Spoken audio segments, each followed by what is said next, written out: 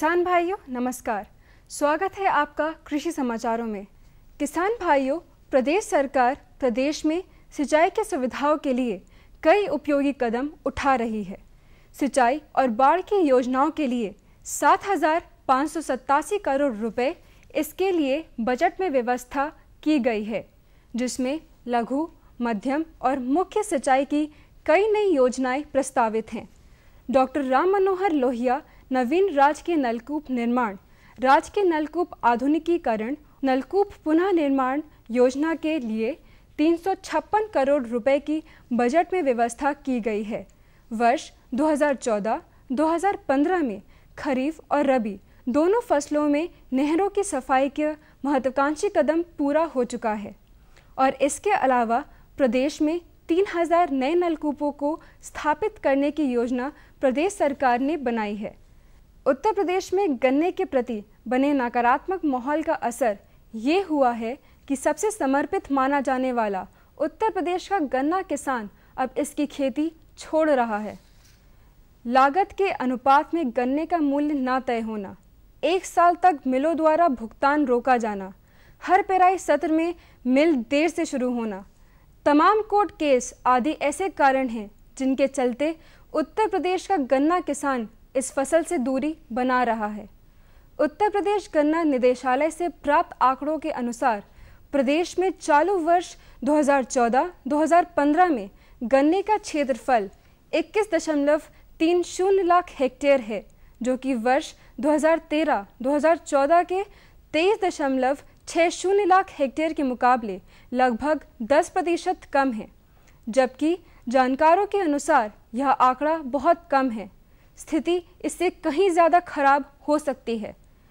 गन्ने की फसल की नीतियों में इतनी जल्दी परिवर्तन हो पाएगा लग नहीं रहा, इसलिए अनुमान है कि रकबे में 40 से 50% तक की कमी आ सकती है। उत्तर प्रदेश के 44 सूखाग्रस्त जिलों के किसानों को राहत दिलाने के लिए प्रदेश सरकार ने केंद्र से सूखा राहत पैकेज की मांग की है।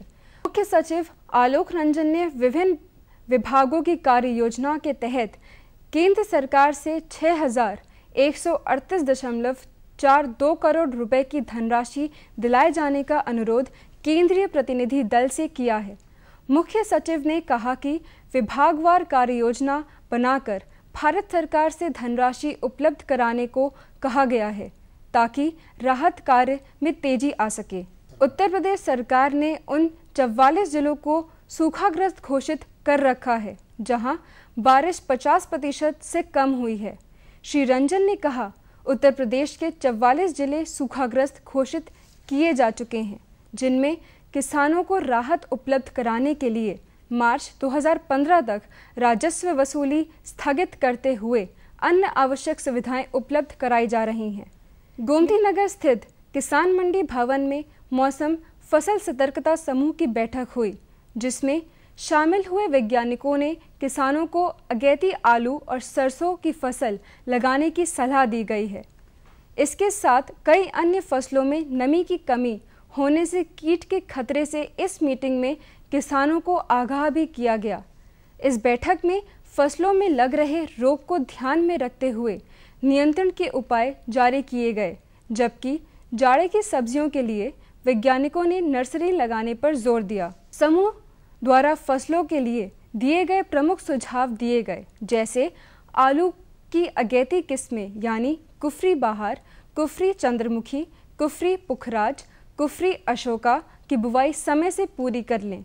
आलू की फसल 15 अक्टूबर से लेने के लिए खेत की तैयारी और बीज की व्यवस्था करनी शुरू कर दें। मुख्य फसल के लिए कुफरी बहार, कुफरी बादशाह, कुफरी आनंद, कुफरी सतलज, कुफरी चिपसोना 1, कुफरी चिपसोना 3, कुफरी सिंदूरी, कुफरी सूर्या किस्में बढ़िया हैं। बुवाई के लिए 7 से 10 दिन पहले आलू कोल्ड स्टोरेज से निकाल लें और उपचारित ना किया गया हो तो शीतगृह से आलू निकालकर छांटने के बाद आलू को बोरिक एसिड से 3% घोल से 30 मिनट तक उपचारित करके छायादार स्थान पर सुखा लें। अंकुरित आलू बीज को उपचारित ना करें। किसान भाइयों, कृषि समाचारों के बाद आइए नजर डालते हैं प्रदेश की प्रमुख कृषि मंडियों के औसत भावों पर।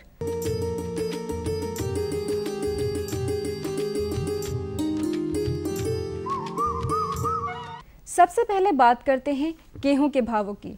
आगरा की किसान मंडी में गेहूं का भाव 1480 रुपये प्रति क्विंटल, आजमगढ़ की मंडी में 1465 रुपये प्रति क्विंटल, जहानाबाद की कृषक मंडी में गेहूं का औसत भाव 1450 रुपये प्रति क्विंटल और मिर्ज़ापुर की मंडी में गेहूं का औसत भाव 1520 रुपये प्रति क्विंटल के हिसाब से बिका। चावल की बात करें तो चावल आगरा की मंडी में 2120 रुपये प्रति क्विंटल, आजमगढ़ की मंडी में 2050 रुपये प्रति क्विंटल, जहानाबाद की मंडी में चावल का भाव 2030 रुपये प्रति क्विंटल और मिर्ज़ापुर में चावल का भाव 1985 रुपये प्रति क्विंटल के हिसाब से बिका। आइए अब बात करते हैं आलू की कीमतों की।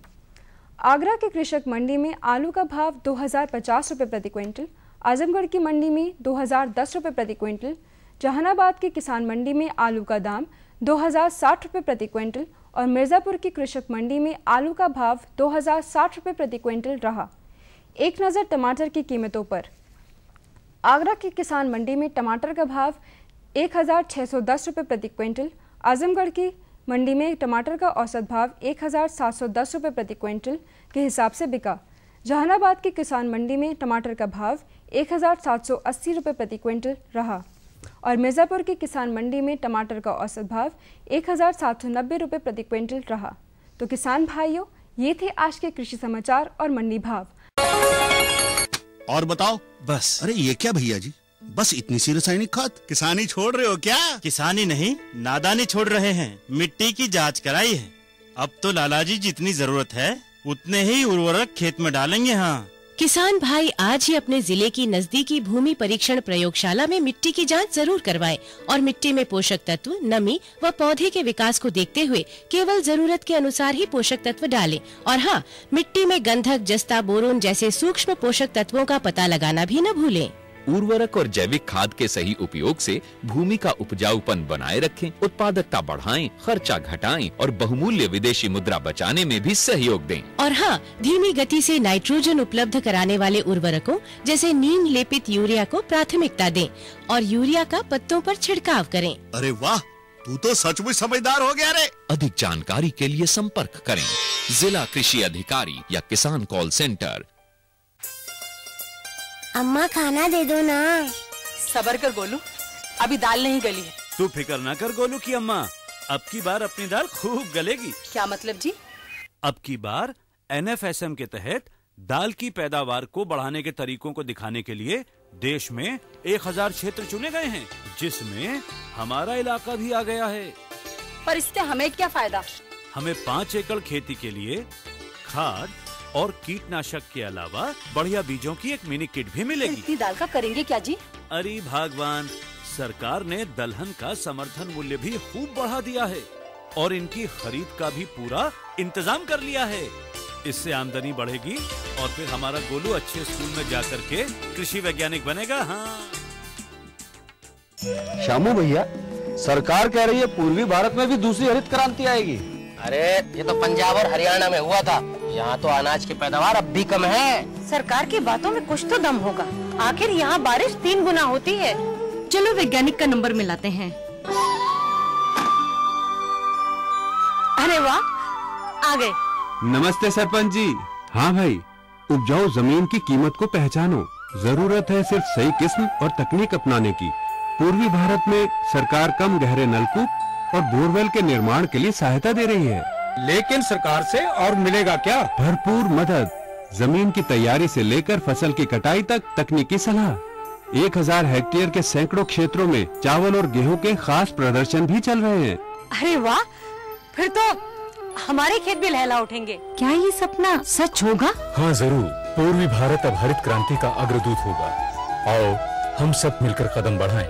खुशबू की फुहार में, स्वाद की बहार में, तरक्की की तानों में, खिलती मुस्कानों में, हरे भरे पौधों में, बड़े बड़े सौदों में, मधुर भिनभिनाहट में, खुशियों की आहट में। NHM बागवानी मिशन, हमारी चाहत, आपकी मुस्कुराहट।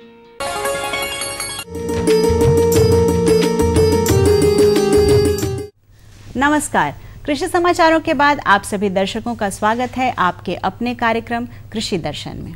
आम का नाम सुनते ही हमारे मन में एक रसीले और स्वादिष्ट फल का ख्याल आता है। फलों का राजा आम अपने गुण और स्वाद के कारण ही पूरे भारत में ही नहीं बल्कि दुनिया भर में लोकप्रिय है। उत्तर प्रदेश में इसकी खेती जितने क्षेत्रफल में होती है उसके मुकाबले इसका उत्पादन बहुत ही कम है। इसका प्रमुख कारण है जानकारी का अभाव। आज हमारे बीच उपस्थित हैं कृषि प्रणाली अनुसंधान परियोजना निदेशालय मेरठ से वरिष्ठ वैज्ञानिक डॉक्टर दुष्यंत मिश्रा जी, जो हमें इसकी विस्तृत जानकारी देंगे। डॉक्टर साहब, आपका बहुत बहुत स्वागत है हमारे कार्यक्रम में। डॉक्टर साहब, आप हमारे किसान भाइयों को बताएं कि जो हमारे किसान भाई आम की बागवानी कर रहे हैं उन्हें आप अभी क्या जानकारी देना चाहेंगे? प्रिय किसान भाइयों, आने वाले मौसम में आप आम की अच्छी फसल ले सकें, इसके लिए आपको कुछ तैयारियां अभी से करनी होंगी। सबसे पहले उसमें सबसे महत्वपूर्ण जो आता है वो पोषक तत्वों का प्रबंधन आता है। तो सबसे पहले हम इनको पोषक तत्वों के प्रबंधन के बारे में बताना चाहेंगे, क्योंकि फलों की तुड़ाई के बाद बरसात का मौसम जब होता है, बरसात मौसम की समाप्ति पर जब भूमि में प्राकृतिक रूप से नमी होती है, उस समय खेतों में हमें खाद डालना होता है। तो जिन किसान भाइयों ने डाल लिया हो बहुत अच्छी बात, यदि वो नहीं डाल पाए हैं तो अविलंब अपने खेतों में अपने बागों में खाद को प्रयोग करें। उसके लिए जो रिकमेंडेड डोज है, अनुमोदित मात्रा है फर्टिलाइजर्स की, वो यही है कि 1 किलो नाइट्रोजन, आधा किलो फास्फोरस और 1 किलो पोटास, जो कि यदि यूरिया के रूप में डालेंगे तो लगभग 2.17 किलोग्राम यूरिया हो जाती है। और लगभग यूरिया हो गया, उसके बाद सिंगल सुपर फास्फेट की रूप मात्रा 3.10 ग्राम हो जाती है और लगभग 1.67 किलोग्राम म्यूरेट ऑफ पोटास। इस तरह से उसको डालते हैं। इसके अलावा गोबर की सड़ी खाद लगभग 50 किलो प्रति वृक्ष के रूप में डालें। ये तो मुख्य पोषक तत्व हो गया। इसके अलावा एक बोरान तत्व है जिसको बोरेक्स के रूप में हम डालते हैं। बोरान तत्व भी बहुत ही महत्वपूर्ण है। फलों का जो फटने की एक समस्या अक्सर आती है या फल अंदर से काले हो जाते हैं, तो उसको रोकने के लिए अभी से भूमियों में यदि प्रति वृक्ष की दर से 100 से 150 ग्राम बोरान डाल देंगे बोरेक्स, तो आने वाले मौसम में फलों की जो गुणवत्ता है उस पर असर आएगा और पौधे का स्वास्थ्य भी अच्छा आएगा। तो पोषक तत्वों का प्रबंधन सबसे प्रथम आता है, इसको सबसे पहले करना होगा। डॉक्टर साहब, एक चीज़ और आप हमारे किसान भाइयों को बताएं, जो अनियमितता पाई जाती है फलन में, उसका नियंत्रण किस प्रकार किया जाए? आपका प्रश्न बहुत ही प्रासंगिक है, क्योंकि ये जो समय चल रहा है हमारा, इस अनियमित फलन की समस्या का समाधान का सबसे उपयुक्त समय यही चल रहा है। जिन बागों में एक वर्ष फलत आती है, एक वर्ष फलत नहीं आती है, तो उसमें हम जिस दवा का प्रयोग करते हैं, पैक्लोब्यूटाजॉल दवा, उसको प्रयोग करने का एकदम उपयुक्त समय चल रहा है। तो जिन बागों में इस वर्ष फल आ चुका है और अगले वर्ष फल ना आने की संभावना है, उसके पुराने इतिहास को देखते हुए इस वर्ष अगर आ चुका है 2014 में, तो उसके हिसाब से 2015 में नहीं आएगा। तो ऐसे बागों में पैक्लोब्यूटाजॉल दवा का हमें प्रयोग करना होता है। पैक्लोब्यूटाजॉल दवा का प्रयोग उन्हीं बागों में करते हैं जिनमें हमने पोषक तत्वों की मात्रा का एप्लीकेशन कर रखा है। जिन बागों में पोषक तत्व नहीं डाला, वहाँ पे पैक्लोब्यूटाजॉल का प्रयोग हम अनुमोदित नहीं करते हैं। तो पैक्लोब्यूटाजॉल दवा है, इसको इस समय हम डालेंगे। इसकी मात्रा होती है 3.2 मिलीलीटर मात्रा 1 वर्ग मीटर क्षेत्रफल के लिए डालते हैं। तो सबसे पहले हमारे बागवान भाई अपने पेड़ का फैलाव नाप लें कि कितना वर्ग मीटर में उसका फैलाव है। फिर प्रति वर्ग मीटर के हिसाब से 3.2 मिलीलीटर दवा का प्रयोग करके मुख्य तने से 1.5 से 2 मीटर की दूरी पर नाली बनाएंगे और उस दवा को पानी में मिला के वहाँ डालेंगे तथा वहाँ पे नमी बनाए रखेंगे। तो आने वाले मौसम में उन फलों में, उन पेड़ों में भी अच्छी अगले साल फल आएंगे। निश्चित रूप से। जी।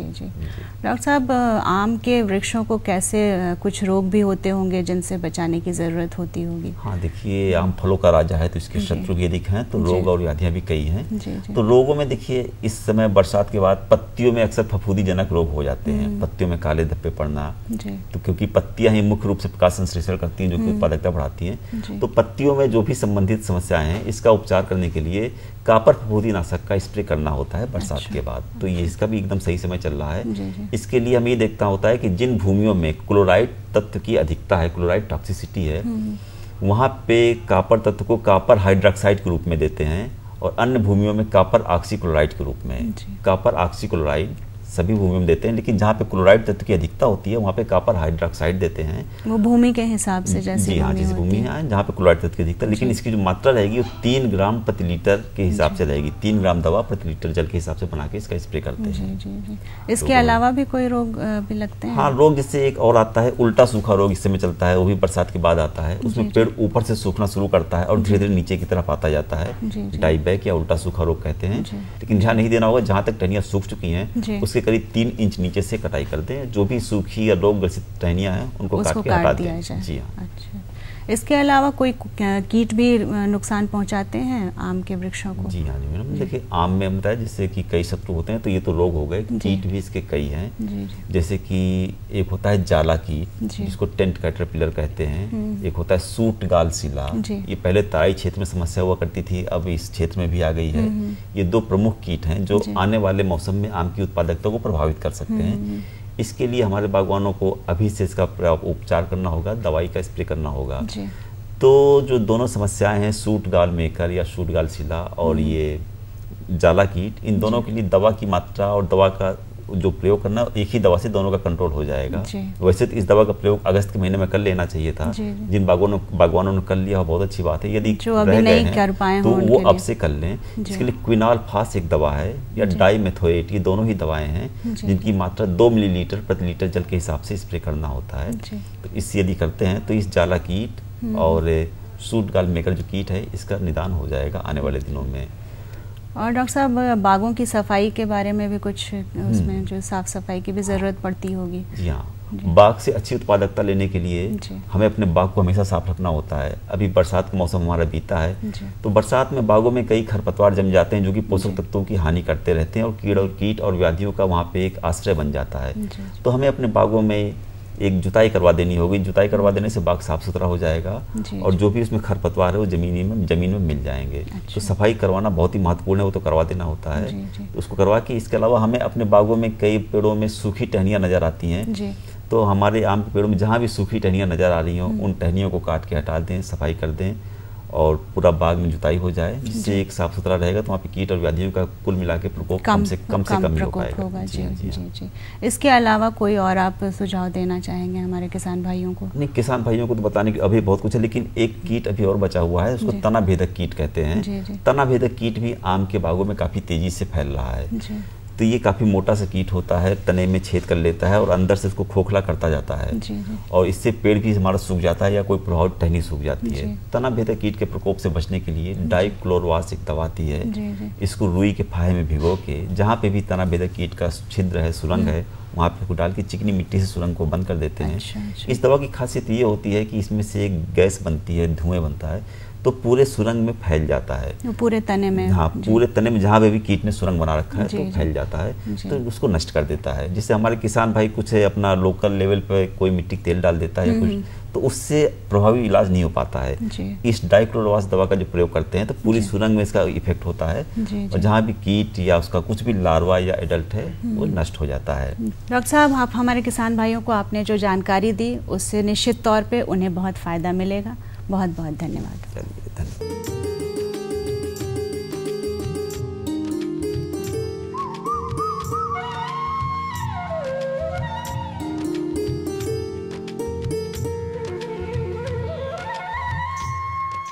खेती की जानकारी के बाद प्रस्तुत हैं मौसम समाचार। पिछले दिनों प्रदेश का अधिकतम तापमान 33 से 36 डिग्री सेल्सियस तथा न्यूनतम तापमान 18 से 23 डिग्री सेल्सियस के बीच दर्ज किया गया।